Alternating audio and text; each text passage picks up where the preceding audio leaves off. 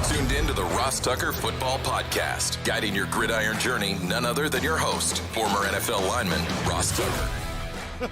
Oh, yeah, it is. But it's not just any Ross Tucker Football Podcast. It is a Monster Monday, presented, of course, by DraftKings. I'm Ross Tucker, former NFL offensive lineman, 5 teams, 7 years. You know this, most of you. Although, you know what? We do get some new listeners pretty much every episode, which is awesome. Love to have you guys. Welcome. We do this 3 times a week in the off season, daily during the season. But there's a bunch of other shows as well. You'll be able to check out Emery Hunt on today's College Draft Podcast, which I know a lot of you thoroughly enjoy, especially this time of year. Highly recommend binge listening or binge watching to the College Draft Podcast, youtube.com/Ross Tucker NFL. We will have winners this week. We announced some late last week. Spread the word via social media. We notice. Take advantage of any of our sponsors and email it to me. I see it. Give us a shout out on YouTube. I love it. youtube.com/Ross Tucker NFL. Do any of those things. Send it over to my attention, ross@rosstucker.com, and I'll send you a little something in the mail. Speaking of something, how about having special teams coordinator John Fassel from the Dallas Cowboys to talk not only about the kickoff rule, but sort of about the evolution of special teams in recent years. It's Big Show time. The Big Show.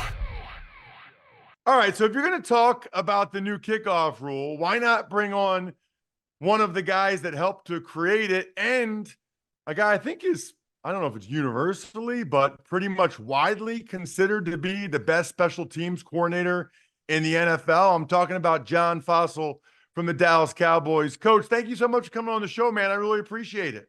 Ross, anytime we get to talk special teams, I'm in, man. You know what?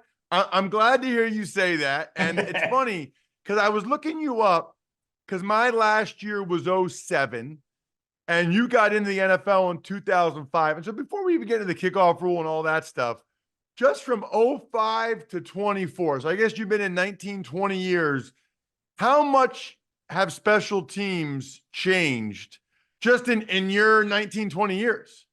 I mean, gosh, yeah, in 20 years, it's been a ton. Not only the kickoff return part that everybody's talking about now, but the punt return game has changed. The field goal, and field goal block game has changed.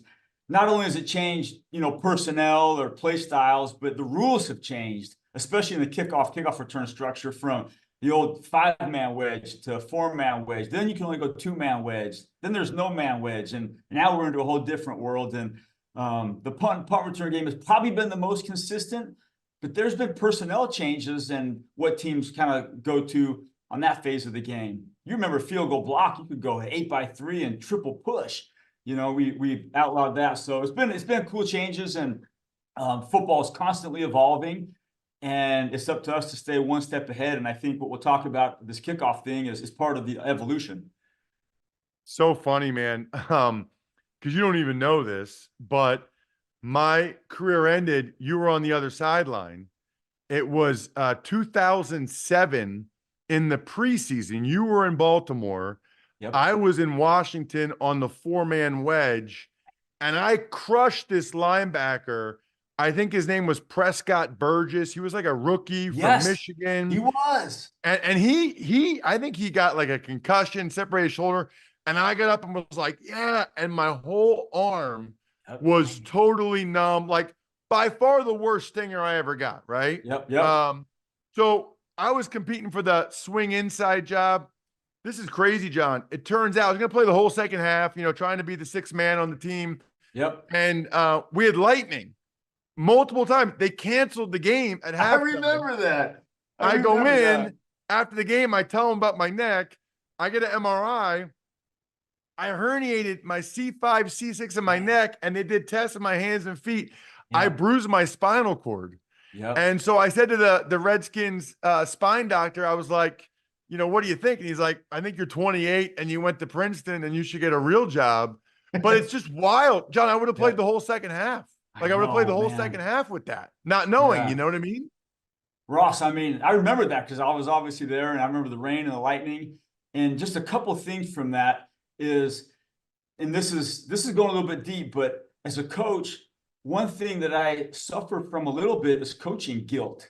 And I know that might sound kind of weird, but what was asked of players back then was not a healthy thing. And so all these rule changes that we've made have made the game not only safer, but made it better. You know, looking back at 4-man wedges and being able to go field goal block, triple push, that's just not good enough, you know, and we did it. And so I still have memories of like, gosh, I can't believe I asked a guy to do this, you know, because it put guys like you in, you know, tough spots. And that's why I'm just so excited for some of the things that we've done to make football better.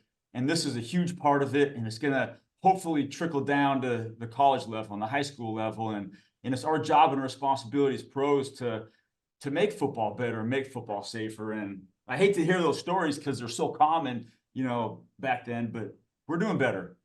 Well, you shouldn't feel any guilt because that's what the rules were back then. And so you were just going by what the rules. It's the people that make the rules, if anybody, that should feel guilt. But it is what it is. Yeah. I still laugh about being in those meetings where they said the wedge cannot get split. And then they would tell the other guys, you have to split the wedge. I'm like, we're in the same meeting here. Oh. Like, what are we talking about?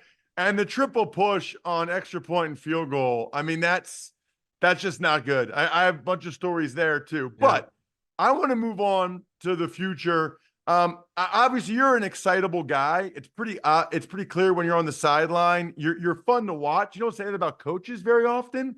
I am very passionate about football, and I love when you can feel that, you know, from someone else. And I sense that, and I feel that when I see you on the sideline. Why are you so excited about the new kickoff rule? I think it's kind of what we've talked about, Ross. You know, how do we make the play better and safer? And one of the things that's exciting about it is the last couple of years, the return percentage has gone from 43% to 37% to this past year it was 22%. And so 1 out of 5 times the ball is in play, it's not a viable play. And it's such a great play, the kickoff return, where it's the oldest school of, you know, 11 on 11, and here they come, kind of old Braveheart gladiator style. But having the ball not in play so much just wasn't good enough. So we were tasked with how do we put the ball in play more often, but at the same time make it safer. And that's a tough task, you know, have the injury rate go down, but have the return percentage go up.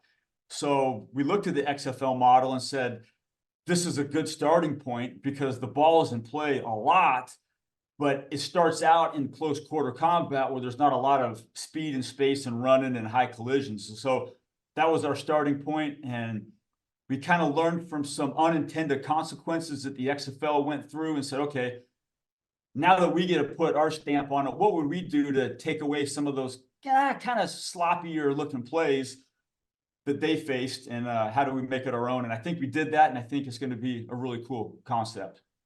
So in 2005, your first year in the NFL with the Ravens, how many guys do you think were on the roster because they were core special teamers? Like, that's why they were on the roster versus, you don't need to talk about the Cowboys last year, but just kind of in general, if you had to guess on average around the league, because it feels to me like it went from like 6 to 8 to 2 or 3, just looking at teams' rosters, if that sounds even close to you. No, that's about right on. So in 2005, you know, if you're asking me, I would have said probably 5 or 6 dedicated special teams guys. I remember Gary Stills and Bart Scott, you know, was an undrafted guy who was a special teams guy. Even an Adalius Thomas, who's an outside linebacker, you know, gunner.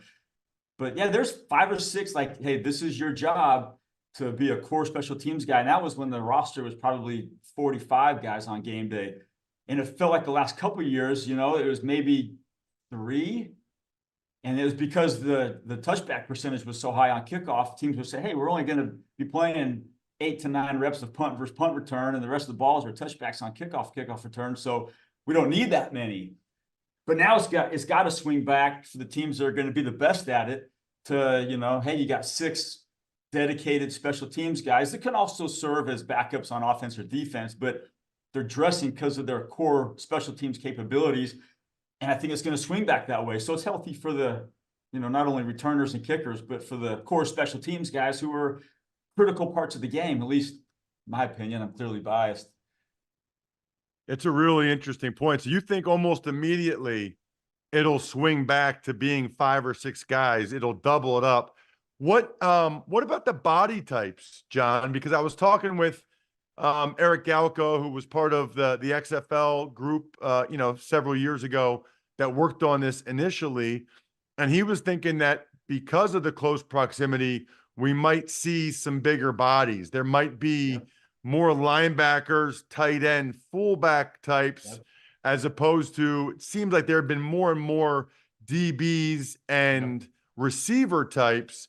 Agree, disagree, just kind of your thoughts initially. I know, look, it's April, right? There's a long way to go. I'm sure you'll be working on it all off season, but just initially, where do you think that the lean will go in terms of body types? I think you probably get a pretty common consensus that you're looking at the pass rush type bodies, the outside linebacker, inside linebacker, tight end bodies, the guys that are maybe a little bit bigger and longer, that, even guys that you would put on kickoff now, but you didn't before because they maybe couldn't run from the 35-yard line and get there in time. So, like I said, the Bart Scott, Gary Steels, and Dalius Thomas, I'm going back, 15, 20 years now, but the bigger bodies, the closer quarter combat guys, the guys that can punch and separate, because action happens immediately. There's no run up to everything happening. The guys that can wiggle and squirt through, maybe might not be as valuable or successful because there's not going to be a lot of room to navigate, because it's all starting out where you would be when the ball gets caught, and there's just not as much wiggle room. So, a fast guy, you might have to have him dive off the edges, more like a punt play, and I'm kind of speculating because I don't think anybody truly knows, but maybe put your speed on the outside like the Gunners, and you put your big bodies on the inside and try to jam it all up. But we're going through that right now. And what's cool, Ross, is we have, it's not an unknown because there's 591 XFL kickoff returns over 2 seasons that we've been able to study and dissect. So even though this is new to the NFL and it's our hybrid model, there's a lot of evidence from this other league of what was good, what was bad, body type, schematics, drive starts that we do have evidence of. So it's not totally an unknown, but it's going to be a little unknown the first couple of weeks of the season what everybody's doing, because nobody's going to have any ability to scout to know what everybody else is doing. Yeah, that's going to be fun.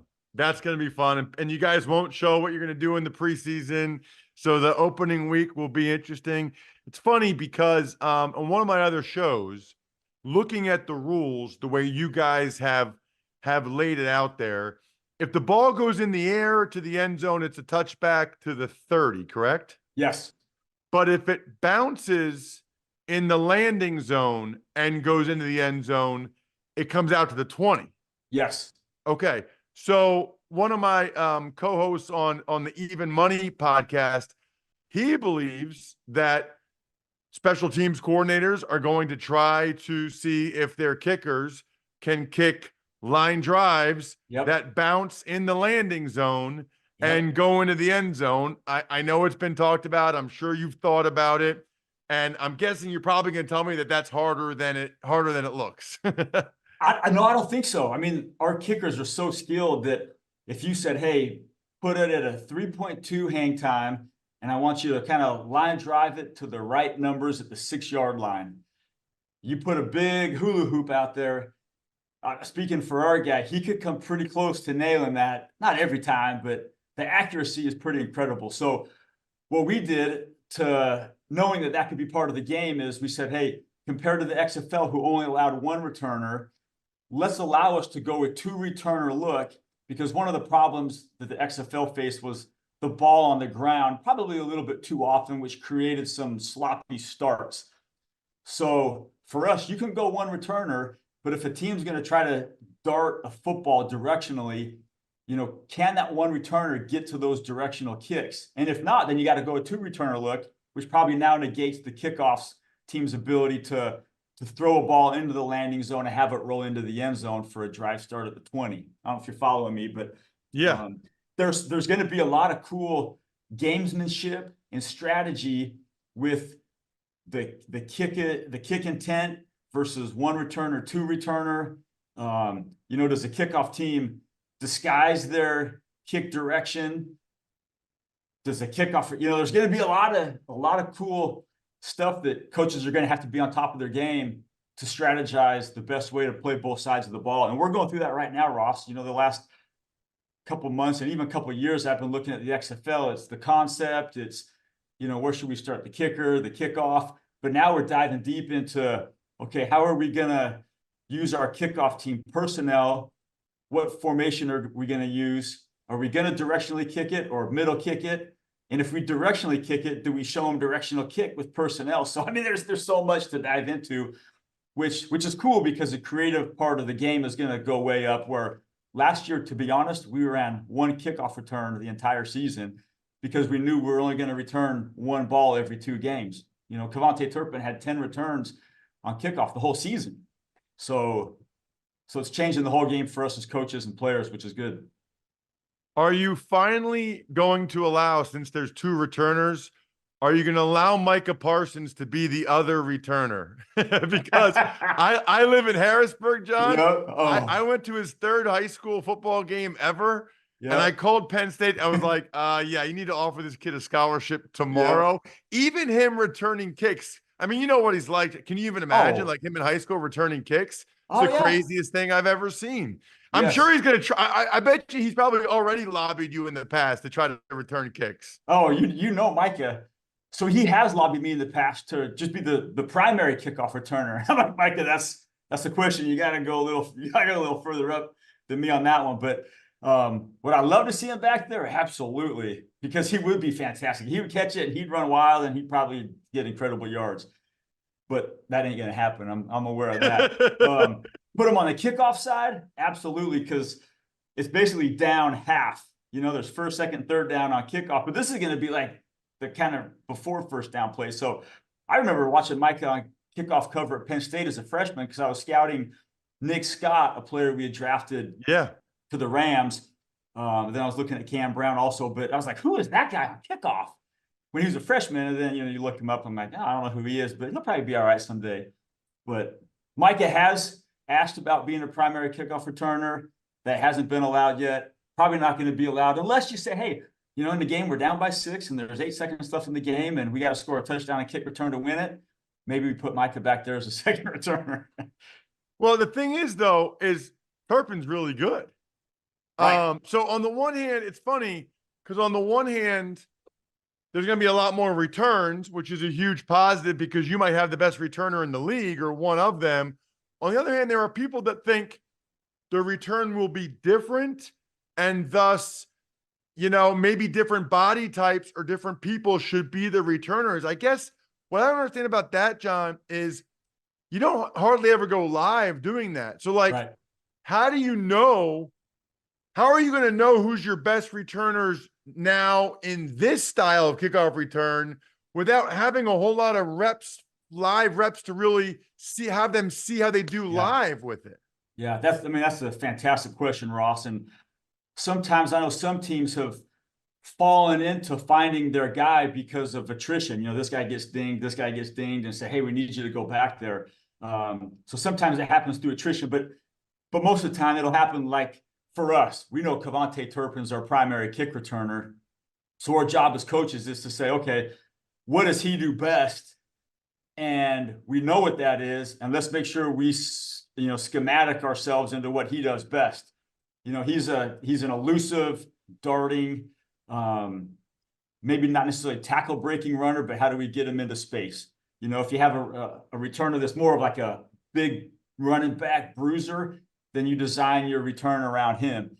So the coaches have the abilities to know who your number one guy is and run kickoff returns that are going to be best suited for that type of body type. So I don't think you're going to say this guy's the best type of body type for kick returner or this guy is. I think it comes down to, this is the best returner available for us to draft or sign as a free agent. Let's get him, and we'll schematic ourselves around that. Like Pittsburgh Steelers, the day after this thing went live with the kickoff rules, they signed Cordero Patterson.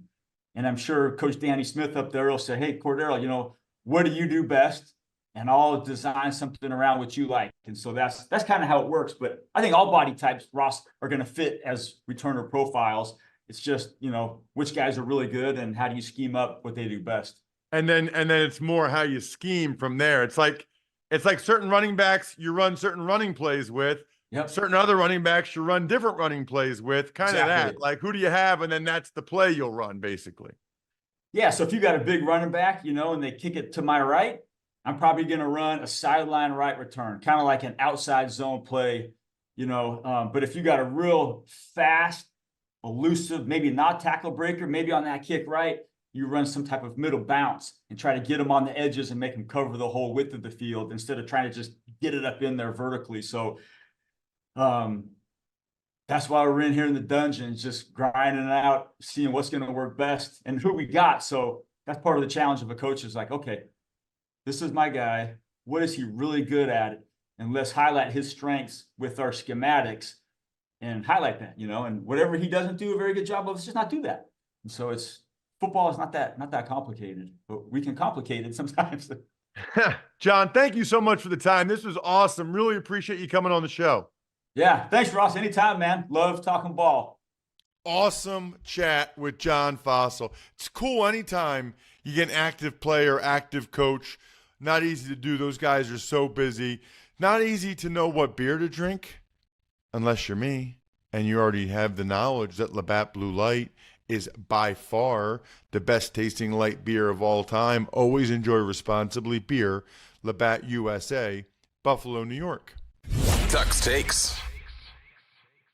All right, Ross, the Houston Texans, they wiped out the final 3 years of Stephon Diggs' contract, and they give him a $3.5 million raise. Right, so there's other stuff to get to, and we'll get to momentarily, but I thought this was sort of the juiciest thing that had happened since last Thursday morning's show. So this will be a new segment for us. I'm going to make it a Good Ranchers Meaty Monday, the meatiest thing that we have to talk about today. It's presented by GoodRanchers.com, America's best meat delivered to your door. Use code Ross for 15% off a better way to buy meat at GoodRanchers.com. I don't like the trade for Stephon Diggs as much for the Houston Texans after this contract adjustment. First of all, you trade a second-round pick for only 1 year of Diggs services.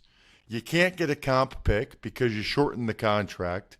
And you give him a $3.5 million raise for that same 1 year that you didn't even have to do?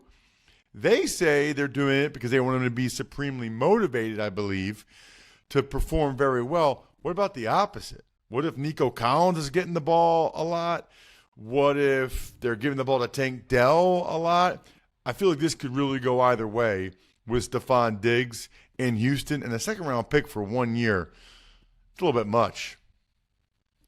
A lot of contract news. The Eagles, they re-signed Vontae Maddox to a 1-year deal, and they give Jordan Mailata a 3-year extension for $22 million a year. Carolina, New England. Carolina gives star defensive tackle Derek Brown a massive deal. The Patriots inked defensive back Kyle Duggar to a 4-year, $58 million deal, and edge rusher Kyle Van Noy's back with the Ravens on a 2-year deal. Bills signed offensive tackle Leo Collins to a 2-year deal as well. Well, Van Noy and Clowney both skipped training camp last year, or at least most of it. Now they're both already signed before the draft after those years they had. Like the Eagles bringing back Avonte Maddox, it's not nearly the same amount of money because of his injury issues. Mailata, we were all over that on social media, at Ross Tucker NFL. Just an incredible story, what he's been able to do. Love, love, love when teams like the Panthers and the Patriots reward their own guys that are very deserving of contracts like this. And I would say the only other thing to talk about, Jack, is just some of the off-the-field stuff. Rashee Rice, the receiver for the Chiefs, his lawyer said that he was in fact driving one of the vehicles that was in that accident. Texas University defensive tackle, University of Texas D tackle Tavondre Sweat, that huge nose tackle, might be a second or third round pick. He got a DUI over the weekend. Not good at all. But the Even Money podcast is. Make sure you're checking it out tomorrow. I think we're done here. Thanks for tuning in to the Ross Tucker Football Podcast. Make sure to also check out Even Money, Fantasy Feast, and College Draft, all on the DraftKings Network on Samsung TV Plus, YouTube, or subscribe to the podcast on your favorite platform. Shout out myfrontpagestory.com. Mother's Day will be here in a month. Get ahead of the game. You're much more likely to be successful in life if you're proactive than reactive. How about backofficescheduler.com, steakhousesports.com, humanheadnyc.com, Sporticulture, and Pizza